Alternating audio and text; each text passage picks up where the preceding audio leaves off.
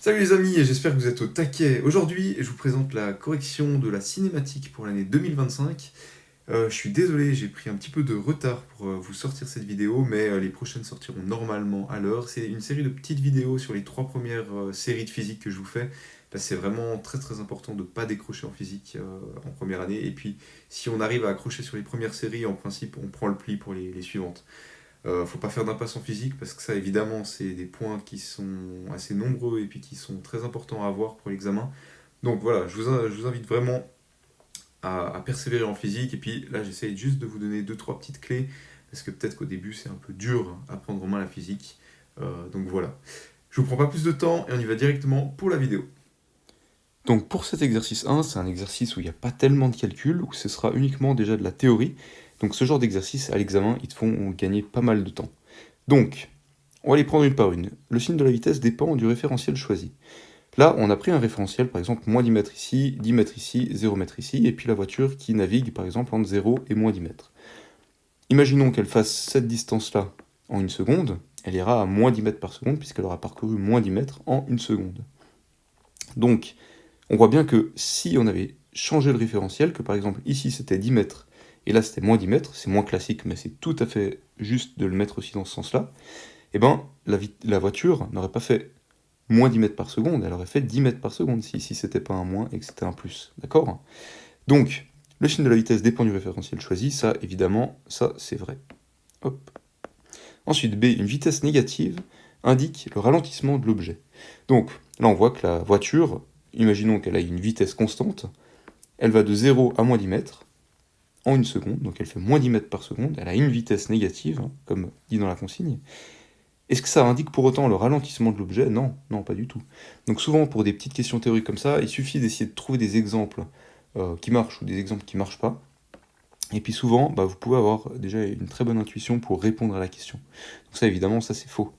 Hein, si on parlait d'accélération, peut-être, mais de vitesse, en tout cas, ça ne peut pas indiquer un ralentissement. Ensuite, C. Dans un mouvement uniformément accéléré, la vitesse varie linéairement avec le temps. Donc là, on va dessiner un petit graphique. Et puis, on va se dire, dans un mouvement uniformément accéléré, c'est-à-dire que l'accélération est constante durant le temps, la vitesse varie linéairement avec le temps. Imaginons, on a l'axe ici qui est la vitesse, et puis là qui est le temps. D'accord? Si au temps 0, on est, imaginons, à 0 mètre par seconde, donc on se situe ici, d'accord? Ensuite, au temps t1, imaginons qu'on a une accélération qui est du coup constante sur le temps, qui est de 1 mètre par seconde au carré. Donc, au bout de 1 seconde, on va aller à 1 mètre par seconde. Au bout de 2 secondes, eh ben, l'accélération, comme elle est de 1 mètre par seconde au carré, chaque seconde, la vitesse augmente de 1 mètre par seconde. D'accord? Donc, au bout de 2 secondes, on sera à 2 mètres par seconde, au bout de 3 secondes, 3 mètres par seconde, etc. Et puis là, on voit que ça fait une ligne. Ce qui est donc une fonction linéaire. Donc c'est vrai que la vitesse varie linéairement avec le temps. Donc ça, c'est vrai. C'est un petit peu plus théorique, un petit peu plus dur celle-là. Mais ouais, vous en faites pas, ça va rentrer ce genre de petites choses. Ensuite, D, l'accélération centripète. Donc on a l'accélération centripète qui pousse vers le centre, et puis l'accélération centrifuge qui tire vers l'extérieur. Et perpendiculaire à la vitesse et dirigé vers l'extérieur de la courbe. Ça non, ça c'est juste de l'appris par cœur. Il faut savoir que centripète, ça va vers l'intérieur, et centrifuge, ça sort du rayon. D'accord? Donc, la D, elle est fausse. Ça c'est juste de l'appris par cœur. Il n'y a pas beaucoup de choses à retenir. Alors maintenant pour l'exercice 8, donc c'est un exercice assez compliqué et honnêtement je pense pas qu'ils vous le mettront ou qu'ils vous mettront des exercices similaires à celui-là dans l'examen. Parce que tout simplement, poser une dérivée à l'examen de fin d'année, vous avez que 2 à 3 minutes par question. Et c'est vraiment... Eux, ça leur sert à rien que tout le monde fasse faux à la question, vous voyez.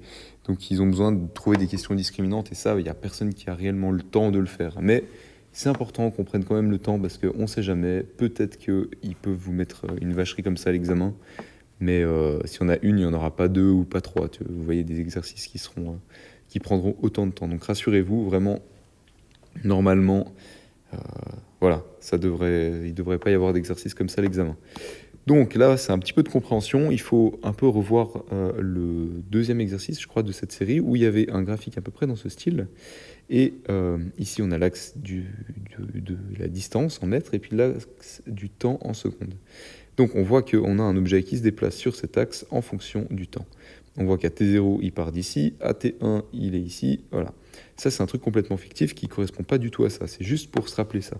Et on se rappelait que pour trouver la vitesse instantanée, il fallait trouver la pente du point qui nous intéresse. Donc si on s'intéresse à la vitesse instantanée à 5 secondes, admettons que la 5 secondes, ça soit ici, on voit que l'objet, bah, il ne bouge pas, selon cet axe. Et pour trouver cette vitesse instantanée, bah, instinctivement, on sait que c'est 0 mètres par seconde, sauf que il suffit juste de prendre la pente de ce point-là, et cette pente-là, qui est du coup de 0, eh ben, ça va nous donner la vitesse instantanée. Ici, la pente, elle est positive, alors la vitesse instantanée, elle sera positive, ici, elle est négative, et la vitesse instantanée sera négative. Très bien, maintenant qu'on a dit ça, hop, j'efface tout ça, et on va essayer de un petit peu comprendre ce que nous dit cette équation. Ce qu'elle nous dit, c'est que si t est plus petit que 0 secondes, alors on prend cette équation-là. Et si t est plus grand que 0 secondes, ou égal à 0 secondes, on prend cette équation-là. Ici, on s'intéresse uniquement à t égale 5 secondes. Donc celle-là, on s'en fiche. Vous voyez, c'est comme dans les autres exercices avant, ils vous donnent des valeurs où en fait on s'en fiche, ça vous perturbe un peu, ça ne faut pas se laisser perturber, il faut savoir exactement ce qu'on a besoin pour répondre à l'exercice et pas perdre du temps à se dire « Ah mais tiens, j'ai pas utilisé cette valeur, Voilà, là c'est la même chose, ça, dès le début, on s'en fiche. Et maintenant, tout ce qu'il faut, c'est trouver la pente de la droite. Et vous vous rappelez, au collège, comment on trouvait la pente d'une droite. Donc cette droite, je vous le donne dans le mille, elle ressemble un petit peu à quelque chose comme ça, qui augmente, parce que c'est quelque chose avec un exponentiel. Et comment on faisait pour trouver la pente, par exemple, en ce point-là? Eh ben, il fallait faire, donc la pente, c'est ça, d'accord, en ce point-là.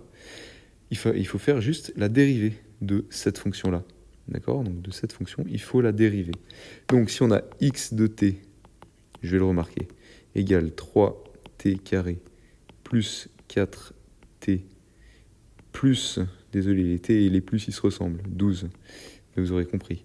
Si ça, c'est l'équation, si maintenant on veut x' de t, ça va nous donner, vous vous rappelez, pour dériver une fonction, il faut, quand c'est quelque chose, c'est t au carré, ce sera l'exposant, donc 2 fois t, fois l'exposant moins 1, donc fois 1.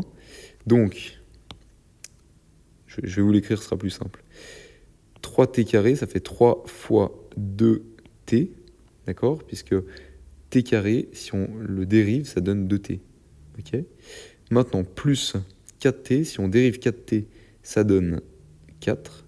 D'accord? On enlève juste ici, parce que ça fait t puissance 1 ici, donc ici ce sera t puissance 0. T puissance 0, c'est 1, donc c'est comme si c'était 4 fois 1. Okay, et plus 12, et le 12, ici, bah, il disparaît complètement. D'accord? Et donc, du coup, ça nous donne que x' de t, c'est 6t plus, ça c'est un vrai plus, je vais les faire plus gros, les plus, comme ça, on s'y comprend mieux. 6t plus 4, d'accord? Et ça, c'est la fonction. Donc maintenant, si on s'intéresse à la pente de cette fonction à t égale 5 secondes, on va remplacer dans cette équation t par 5, donc x' de 5 égale 6 fois 5 plus 4, et ça nous donne 30 plus 4, 34. D'accord? Et ça, du coup, ça correspond à la pente de cette courbe-là au point t égale 5 secondes. Donc si ici c'est 5 secondes, et ben là, la pente de cette droite, ce sera 34. Donc, je vous le concède, c'est un peu compliqué à faire en 2 minutes, même complètement impossible. Mais voilà, normalement, il n'y aura pas trop ça à l'examen. Et voilà, si vous avez compris comment trouver une pente, voilà, vous pouvez petit peu vous en sortir. Puis à l'examen, des fois, il y a des questions qui se font en moins de temps. Donc si vraiment il y a une question comme celle-là qui tombe, bah, vous perdrez un petit peu du temps sur les autres questions, mais il faudra essayer de gagner un petit peu de temps pour qu'il vous reste du temps à la fin de l'examen pour vite fait essayer de faire ce petit calcul. Donc voilà, je vous entraîne un petit peu Enfin, je vous invite à vous entraîner un petit peu à vous rappeler certaines règles de la dérivation de fonctions. Surtout comment on dérive x puissance n, donc si f de x c'est égal à x puissance n, f' de x, donc la dérivée, ça donnera n fois x puissance n-1. Ça, c'est important à se rappeler, d'accord? Et puis du coup, c'est la même chose. Si on a ici x puissance 1, du coup, ici, ça donnera 1 fois x puissance 0. Donc du coup, ça donnera juste l'exposant. Donc c'est en gros l'exposant ici, il se retrouvera, tout ça on peut enlever, et il se retrouvera ici, d'accord? Donc voilà, c'est un petit peu jongler avec tout ça, peut-être un petit peu prendre 2 heures ce week-end, et puis un petit peu au milieu du deuxième semestre, un petit peu rappeler ces petites règles de dérivation. Si le collège c'est pas trop loin pour vous, ça devrait aller assez bien, et puis voilà, mais normalement à l'examen il n'y aura pas ça, donc il y a de quoi vous rassurer. Alors, pour ce premier exercice, on va considérer une voiture avec une vitesse initiale V0 qui est Vt0 qui est positive. Donc, on va placer notre référentiel pour que ici, ça soit le positif et là, ça soit le négatif. Donc, la voiture va avancer dans ce sens-là, d'accord ? Elle a une accélération at, qu'on ne connaît pas, et une position xt, en tout temps. On considère les frottements négligeables, on peut affirmer que... Donc, on va commencer directement. Si la voiture a une accélération nulle, alors la voiture a une vitesse constante. Ça, c'est vrai. Parce que pourquoi ? Parce que si on a une vitesse non nulle initiale et qu'on n'a pas d'accélération, donc une accélération nulle, on va continuer à la même vitesse parce qu'on a dit dans l'énoncé que les frottements étaient négligeables, donc on ne les prend pas en compte. Donc du coup, la proposition A, elle est vraie. Elle est vraie parce que sans accélération, la voiture, elle va continuer avec le même mouvement. Si la voiture a une accélération positive, alors la vitesse de la voiture augmente. À nouveau, si la voiture elle a une accélération positive et que notre référentiel c'est que le positif est là et le négatif est là, puisqu'elle a une vitesse positive, donc si elle a une accélération positive, elle va aller encore plus vite vers le positif. On est d'accord ? Donc du coup, ça aussi c'est vrai, parce que si la voiture a une accélération positive, donc une accélération qui va la pousser dans ce sens-là, la vitesse de la voiture elle va augmenter, puisqu'elle est déjà avec une vitesse positive. Donc si on la pousse encore plus vers le positif, sa vitesse, elle va augmenter. Donc ça, c'est vrai. Maintenant, si la voiture a une accélération négative, alors la voiture recule immédiatement. Donc, on a une vitesse comme ça, et maintenant, on donne une accélération négative à la voiture. Par exemple, une accélération négative, ça pourrait être les freins qui se mettent en marche. Donc, la voiture, elle va à une vitesse X, et si on actionne les freins, ça va pousser la voiture dans ce sens-là, mais par contre, ça ne va pas l'arrêter immédiatement et ça va encore moins la faire reculer immédiatement. Donc celle-là, elle est vraiment fausse. Elle est vraiment fausse. Et D, si la voiture a une accélération nulle, alors la voiture s'arrête. Donc si elle a une accélération nulle, est-ce que la voiture s'arrête ? C'est exactement la même chose qu'on a dit dans le 1. Elle a une vitesse initiale de x, et x est positive, donc elle a une vitesse positive. Si on ne lui donne pas d'accélération et qu'on néglige les frottements, alors la voiture, elle s'arrête pas. Même après un long moment, elle s'arrêtera jamais, en fait, tout simplement. Donc ça, c'est faux aussi. Donc maintenant, pour l'exercice 4, c'est un exercice avec un graphique. Ça, c'est des exercices que vous pouvez avoir à l'examen, parce qu'ils sont assez rapidement répondus, normalement. Donc, on a un graphique. Ici, il faut toujours bien regarder les axes, pour ne pas se tromper. Ça, c'est le temps qui s'écoule, classiquement. Et puis ça, c'est la position en mètres. Donc l'objet est situé à 4 mètres de l'origine. Et ensuite, il va se rapprocher de l'origine jusqu'à la dépasser, puis arriver à moins 2 mètres, et puis etc. Donc, c'est toujours bien d'essayer de comprendre le graphique avant de se lancer tête baissée dans les propositions de réponse, parce qu'on peut faire des erreurs à ce moment-là, si on a mal lu les axes. Donc, maintenant, on va essayer proposition par proposition. Donc, c'est une K', plusieurs peuvent être justes. La A, la vitesse moyenne entre t égale 0 secondes et t égale 4 secondes, donc on va regarder. T égale 0 secondes et t égale 4 secondes. Là, on prend la vitesse moyenne, donc il faut faire comme si on traçait une droite entre les deux, d'accord ? Et positive, là non, on voit qu'elle est négative, parce qu'entre t égale 0 secondes et t égale 4 secondes, la droite elle serait entre ici et là.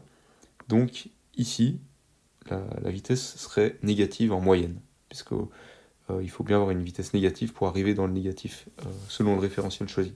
Donc ça, évidemment, c'est faux. Ensuite, la vitesse moyenne entre t égale 3 secondes et t égale 11 secondes est nulle. Alors ça, pour qu'elle soit nulle, il faudrait que ça soit au même point. Donc on va regarder, t égale 3 secondes et t égale 11 secondes. Voilà, donc la vitesse moyenne, qui est différente de la vitesse instantanée, ça on va le voir juste après, eh ben, elle est nulle, puisque au final, on n'a parcouru même si entre-temps on a parcouru de la distance, les deux points sont les mêmes. Donc ici, on a peut-être une vitesse négative, là une vitesse positive, là une vitesse nulle, là une vitesse négative, la nulle, la positive, puis au final, la moyenne fait que c'est une vitesse moyenne nulle, parce qu'on se retrouve au même point. Donc ça, c'est vrai. Ensuite, la vitesse instantanée à temps égale 7 secondes vaut 2 mètres par seconde. Donc là, on regarde temps égale 7 secondes, ici.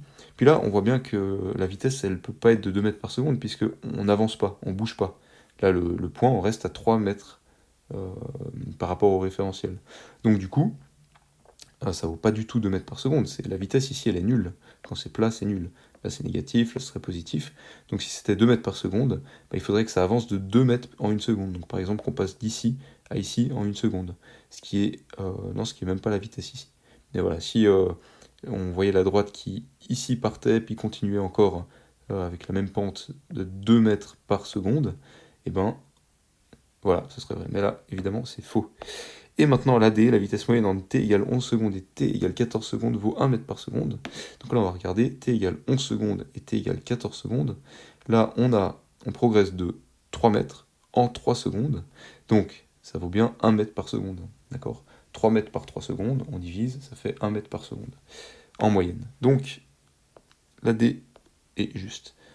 Alors, pour l'exercice 5, ça, c'est des exercices qui, normalement, vous font gagner pas mal de temps à l'examen parce que c'est des exercices théoriques qui prennent normalement 30 secondes une fois que vous êtes entraîné, pas au début de l'année, hein, là faut pas vous inquiéter si vous n'y arrivez pas rapidement, mais au bout d'un moment ça se répond très facilement, ce genre d'exercice et très rapidement.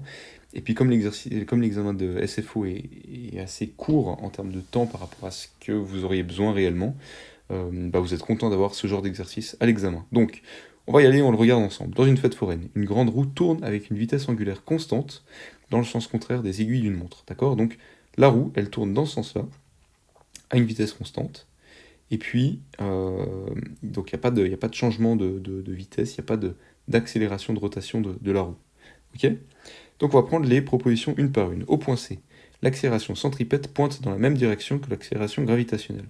Donc là, je vous ai fait l'accélération gravitationnelle du point C, qui va toujours vers le centre de la Terre, et puis ici, l'accélération centripète qui, elle, pointe du coup vers le centre de la roue. Donc ça, on voit tout de suite que la A, elle est fausse. Ensuite, au point A. Donc le point A, en bas. La vitesse angulaire est plus grande qu'au point C. Là, non, parce que la vitesse angulaire, même au point B, même au point C, même au point A, il n'y a pas de différence de vitesse angulaire. C'est, par exemple, temps de tour à la minute. Ça, c'est une vitesse angulaire. Donc qu'on soit au point B, au point A, au point C, même si la vitesse par rapport à l'environnement sera plus grande au point A qu'au point B, la vitesse angulaire, elle ne sera pas plus grande. Vitesse angulaire, c'est un nombre de tours par minute. Donc ce sera la même ici au point C, ici au point A et au point B aussi. Donc c'est faux. Au point A, l'accélération angulaire est non nulle. Donc là, on a dit qu'il n'y avait pas d'accélération angulaire.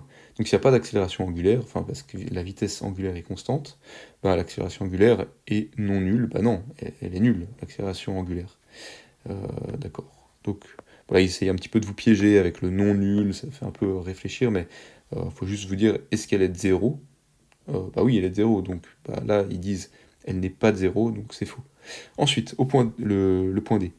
Au point A, l'accélération gravitationnelle G est dans le sens opposé à l'accélération centripète. Donc là, on a l'accélération gravitationnelle qui va dans ce sens-là, puis l'accélération centripète, elle va toujours vers le centre de rotation qui est ici. Donc est-ce que c'est opposé ? Oui, c'est opposé, tout à fait. Donc la D, elle est juste. Et puis on vérifie quand même la E pour être sûr, ça prend pas longtemps, et puis ça permet de s'assurer qu'on n'a pas fait d'erreur d'inattention pour la D. W et le vecteur W, donc le vecteur de rotation est dirigé dans la feuille, et ce vecteur-là, donc si on regarde la roue, elle tourne dans ce sens-là. Maintenant, avec la technique de la main droite, on peut juste faire tourner sa main droite dans le sens de rotation de la roue, et puis si vous faites ça, tourner les doigts un peu comme sur le schéma ici, on voit que le vecteur, il ne rentre pas dans la feuille, il sort de la feuille, d'accord ? Ça, c'est comme si on voyait un petit peu ça de côté, et là, on voit que le vecteur, il va sortir de la feuille. Faites-le avec votre main sur la roue, vous voyez que votre pouce, il est dirigé vers l'extérieur de la feuille, et pas vers l'intérieur. Donc, la E, elle est fausse. Donc maintenant pour l'exercice 7, donc, on a une joueuse de tennis qui frappe une balle à plat à 1,2 mètres au-dessus du sol en lui communiquant une vitesse horizontale initiale de 50 mètres par seconde. Donc on imagine qu'il n'y a pas de vitesse selon l'axe Y. D'accord, la vitesse de la balle, c'est uniquement selon l'axe X et elle est de 50 mètres par seconde. Okay, le filet, il est à 10 mètres de la balle au moment de la frappe et on néglige les frottements. On prend G égale 10 mètres par seconde au carré. Donc, pareil que dans le dernier exercice, l'exercice 6, on néglige les frottements, ça c'est super. Et on prend G égale 10 mètres par seconde au carré. Ça c'est la même chose que dans l'exercice 5. Il faudra évidemment regarder dans quel sens pointe G. Pointe G, il va forcément pointer dans ce sens-là. D'accord ? Donc, on peut affirmer que la hauteur de la balle au passage du filet est.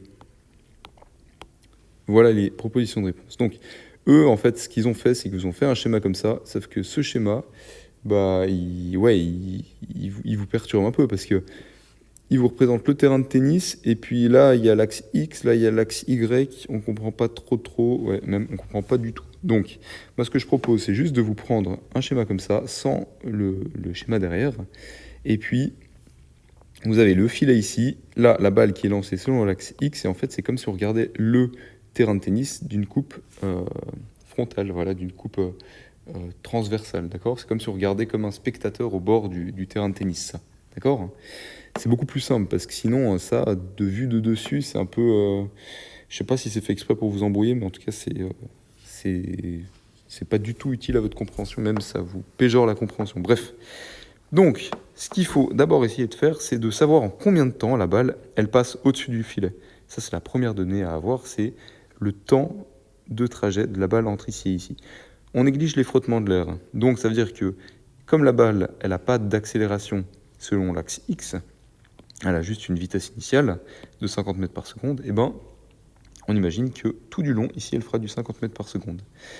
Et alors, on peut savoir que comme ici, il y a 10 mètres de distance entre celle qui tape la balle de tennis et le filet, on sait que ça prendra 0,2 secondes, parce que 10 mètres sur 50 mètres par seconde, ça va bien donner 0,2 secondes, d'accord ? Ça, on peut poser l'équation, mais c'est assez intuitif de se dire que à 50 mètres par seconde, on parcourt 1/5 de seconde pour faire 10 mètres. Donc 0,2 secondes. Donc, on a le temps de 0,2 secondes. On va le noter ici. D'accord, c'est le temps que ça parcourt. Et maintenant, on va uniquement s'occuper de l'axe Y. Donc, l'axe Y, il y a une accélération, d'accord, G. Et on va utiliser, comme dans à peu près tous les exercices de cinématique où on doit calculer une distance avec une accélération, la fameuse formule qu'on a utilisée à l'exercice 5. D'accord, donc, on a la distance totale, donc le point ici auquel la balle, à l'endroit où la balle va passer le filet. Ça, ce sera par exemple peut-être 1,1 mètre. D'accord ? Peut-être ce sera ici 1,1 mètre. Donc, c'est ce qu'on essaye de trouver ici. Donc, on a S, ce sera la réponse qu'on voudra trouver par là. S, c'est égal à S0. S0, on l'a, c'est plus comme l'autre où le référentiel, on part de 0. Là, on part de 1,2 mètre, d'accord ? Donc, on a 1,2 plus la vitesse initiale. La vitesse initiale, vous regardez en fait ici, ce qu'on s'intéresse, c'est la distance selon l'axe Y. Donc on pourrait même mettre ici SY. D'accord ? Et du coup, ici, la vitesse, ce sera aussi VY0, parce qu'on ne s'intéresse pas à la vitesse selon X. Là, on veut juste la vitesse selon l'axe Y. Et on voit que VY0, au tout départ, elle est nulle. D'accord ? VY, au tout départ, elle est nulle. Donc VY0, elle est égale à 0. Donc c'est 0 fois quelque chose, tout ça, ça reste 0. Donc ici, on note rien. Plus 1/2 fois l'accélération. L'accélération, on l'a. Elle est de 10 mètres par seconde au carré, sauf qu'il faut bien faire attention. G, selon ce référentiel-là, c'est moins 10 mètres par seconde au carré. D'accord ? Parce que c'est toujours la force de pesanteur, ça attire un corps vers la surface de la Terre. Donc, ça va aller dans ce sens-là, cette force. Donc, c'est plus, entre parenthèses, moins 10, d'accord, fois la différence de temps. Donc, on a 0,2 au carré. 0,2 au carré, d'accord ? Et maintenant, il suffit juste de résoudre ce calcul. Donc, on a toujours 1,2 plus la moitié de moins 10, ça fait 5, d'accord? Donc ça fait moins 5, pardon, plus moins 5, fois 0,2 au carré. 0,2 au carré, c'est 0,2 fois 0,2, donc ça fait 0,04, d'accord? Et maintenant, il suffit juste de poursuivre cette petite équation. Donc, moins 5 fois 0,04, ça fait 0,2, on est d'accord? Et donc ça fait 1,2 plus moins 0,2, ok? Donc ça fait 1,2 moins 0,2, donc ça fait 1, d'accord? Et on se retrouve bien que la réponse, c'est la D. Alors maintenant, pour l'exercice 5, il s'agit d'un objet qui est lancé à partir du sol avec une vitesse initiale V0, faisant un angle de 30 degrés par rapport à l'horizontale. On néglige les frottements, donc il n'y a pas de frottement de l'air, et l'axe des X est horizontal et l'axe des Y est dirigé vers le haut. On peut affirmer que l'objet a une vitesse nulle lorsqu'il atteint la hauteur maximale de sa trajectoire. En fait, la vitesse, comme je vous l'ai dit à l'exercice 2, elle est toujours dans le sens de... Enfin, elle est toujours tangente à la trajectoire, à la courbe de trajectoire. Ça, c'est la vitesse globale de l'objet, qu'on peut toujours décomposer en Vx et Vy, d'accord? Donc, l'objet a une vitesse nulle lorsqu'il atteint la hauteur maximale de sa trajectoire. On voit bien que si on lance un objet, quand il atteint la hauteur maximale, il n'a pas une vitesse nulle, puisqu'il va continuer dans cette direction. Par contre, il a bien une vitesse y qui est nulle, parce que là, bah, Vy est égal à 0. Il n'y a pas de Vy. On a juste un Vx. Donc là, en ce point-là, en ce point-là, V est égal à Vx. Donc ça, c'est faux, hein, parce qu'il n'a pas une vitesse nulle. Il a une vitesse V qui est égale à Vx qui n'est pas nulle. L'objet a une accélération, donc pour B, l'objet a une accélération nulle lorsqu'il atteint la hauteur maximale de sa trajectoire. Est-ce qu'il a une accélération nulle? Bah non, là encore une fois, parce que l'accélération, elle est constante, et c'est l'accélération de pesanteur G qui est dirigée dans ce sens-là, hein, peu importe le point. Donc l'accélération, elle est la même en tout point de la trajectoire de l'objet. Donc ça, c'est faux. Juste avant de toucher le sol, la composante horizontale de sa vitesse est nulle. Donc si on dit que tout ça, on met tout ça comme ça, et on dit que l'axe des X, c'est le sol, hein, et si on se demande, juste avant de toucher le sol, la composante horizontale de sa vitesse est nulle, donc par exemple, en ce point ici, est-ce que la composante horizontale de la vitesse est nulle? Non, parce qu'on a dit que Vx ne variait pas, donc Vx dans cette direction-là, ne varie pas au cours du temps, parce qu'il n'y a pas d'accélération, il n'y a pas de force de frottement de l'air, donc Vx, il ne va pas varier. La seule composante qui va varier, c'est Vy, parce qu'il y a une accélération dans le sens de y, mais il n'y a aucune accélération dans le sens de x, donc il n'y a pas de variation de vitesse. Donc la C est aussi fausse.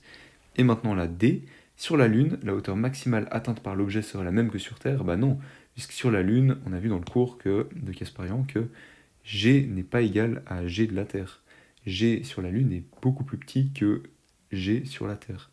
Donc l'objet aurait été plus haut, en fait. Donc la hauteur maximale atteinte par l'objet, ça aurait été plus haut. Donc l'objet, en fait, il aurait eu une courbe un peu plus comme ça. Si je prends une couleur verte, l'objet aurait eu une courbe un peu plus comme ça. Et là, on voit bien que, que la hauteur Y, ici, elle est plus haute. Voilà. Donc la D aussi est fausse.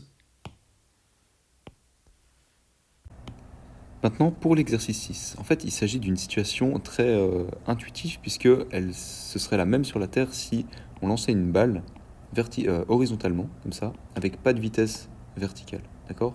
Donc on va lire l'énoncé quand même. Au temps t0, une balle est lancée horizontalement selon l'axe x, donc il n'y a pas de composante vy0, d'accord?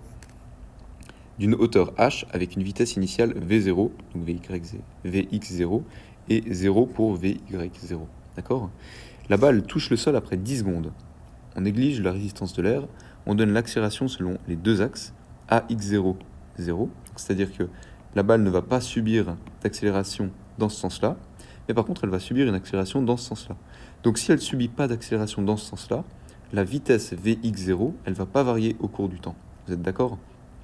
Par contre, la vitesse vy0, elle va varier au cours du temps, puisque la balle subit une accélération selon l'axe Y. D'accord? Et l'accélération selon l'axe Y, elle est de moins g. Voilà. Donc c'est exactement la même chose que sur Terre. On peut affirmer que les composantes Vx autant t ou Vy autant t sont qualitativement décrites sur... Et là, il faut choisir le bon graphe. Donc on va regarder ça ensemble.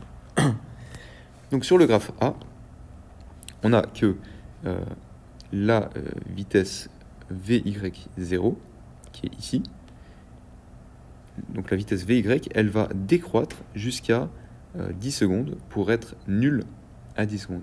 Est-ce que ça c'est vrai? Donc on a vu que Vy0 autant T0, c'était de 0, d'accord? Mais donc du coup, c'est pas au-dessus de 0. Ce point-là, ici, il devrait être ici. Donc le A est foncièrement faux. Maintenant, on va regarder pour le graphe B. Le graphe B, il nous dit que, de nouveau, la vitesse Vy, donc cette vitesse-là, okay, de l'objet, parce qu'on peut toujours, ça je ne l'ai pas expliqué, mais on peut toujours décomposer si l'objet il va par exemple avec une vitesse comme ça, on peut toujours décomposer en une vitesse comme ça, et puis une vitesse comme ça.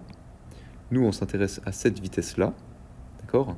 Et Vy, est-ce que autant T0, elle est égale à 0? C'est ce qu'on vient de dire avant, oui. Mais par contre, est-ce que autant 10 secondes, elle est égale à une valeur positive, puisque là, on va bien dans les positifs, puisque la flèche, elle monte? Eh ben non, puisque l'axe ici, il est positif, on est d'accord? Ici, c'est le positif, là, c'est le négatif. Et la balle, elle va aller vers le négatif. Donc, c'est-à-dire que Vy, elle va être négative, puisque la balle va vers le négatif. Donc, Vy négatif, autant 10 secondes, bah non, puisque autant 10 secondes, enfin, sur ce graphe, en tout cas, non, puisque autant 10 secondes, là, c'est positif. Donc, alors que ça devrait être négatif. Donc, ça, c'est faux aussi. Le graphe C, maintenant. Maintenant, on s'intéresse à la vitesse Vx, d'accord? Donc, autant T0, Vx, c'est égal à Vx0, on est bien d'accord. Et autant 10 secondes, est-ce que c'est toujours égal à Vx0? Bah, on a dit que cette vitesse-là n'allait pas changer. Cette vitesse-là, elle ne va pas changer parce qu'il n'y a pas d'accélération ni dans ce sens, ni dans ce sens de la balle. Et on néglige les frottements de l'air, donc cette vitesse-là est toujours la même. Et elle va rester Vx0 au cours du temps. Donc celui-là, oui, celui-là, il est juste. Maintenant, pour le graphe D, on s'intéresse de nouveau à la vitesse Vy, donc cette vitesse-là. Autant T0, elle est égale à 0, on est bien d'accord. Et autant 10 secondes, elle serait égale à quelque chose de négatif, puisque l'accélération subie est négative, donc la balle va aller avec une vitesse Vy de plus en plus négative, et là, ça va bien avec une vitesse Vy de plus en plus négative. Et donc, du coup, on a vérifié que le D est aussi juste. Voilà, cette vidéo de correction de physique est à présent terminée, j'espère qu'elle vous aura plu. J'ai essayé de vous donner 2-3 petits outils pour gagner en rapidité, parce que c'est vraiment ça la clé du succès en SFO, c'est d'être rapide. Bon, déjà de savoir, de pas avoir fait d'impasse, de savoir répondre à tous les QCM, mais de gagner en rapidité, parce que si vous arrivez sur les 20 derniers QCM puis que vous avez plus de temps pour y répondre, bah, vous mettez tout au bol, et ça c'est vraiment dommage à l'examen, et ça arrive chaque année à des nombreux étudiants. Donc voilà, la rapidité en SFO, c'est important, c'est pour ça que j'essaye de vous donner quelques petits outils. On se retrouve bientôt pour la série 2 et aussi sur le site on va essayer de rajouter, parce que beaucoup nous ont demandé ça, des vidéos de correction pour la physique. On va peut-être étendre à d'autres matières après, mais pour l'instant la physique, et dans les prochaines semaines ce sera en ligne pour quand vous ayez répondu à un QCM. On a pris tous les 100 QCM les plus difficiles de physique et on les a corrigés en vidéo. Donc comme ça, quand vous butez sur un QCM, il y aura beaucoup de chances que ce soit dans les plus durs de nos QCM, et qu'il y ait une petite correction pour vous aider à y répondre de manière un peu plus ludique que juste une petite explication écrite qui des fois fait un peu peur et fait un peu mal aux yeux. C'est le jeu, mais c'est comme ça des fois. Voilà, tout bon, et puis on se revoit la semaine prochaine pour la dynamique.